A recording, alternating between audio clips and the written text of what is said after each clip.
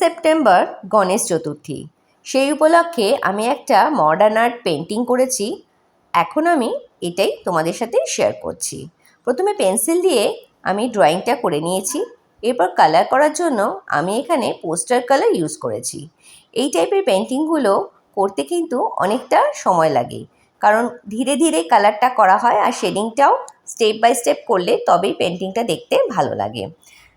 এখানে ভিডিওতে খুব কম সময়ের মধ্যে ফাস্ট ফরওয়ার্ড করে আমি টোটাল জিনিসটা দেখিয়েছি। আশা করছি তোমাদের ভালো লাগছে। তবে পেন্টিংটা করতে কিন্তু অনেকটাই সময় লাগে। তো দেখো, প্রথমে আমি ফেসে কালারটা করে নিয়েছি, শেডিং করার পরেই ব্যাকগ্রাউন্ডে ডার্ক কালারটা অ্যাপ্লাই করেছি।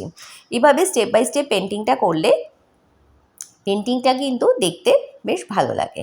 তো কেমন লাগছে আমার এই ভিডিও অবশ্যই কমেন্ট করো, চ্যানেলটা সাবস্ক্রাইব করে দিও। আবার দেখা হবে তোমাদের সাথে পরের ভিডিওয়।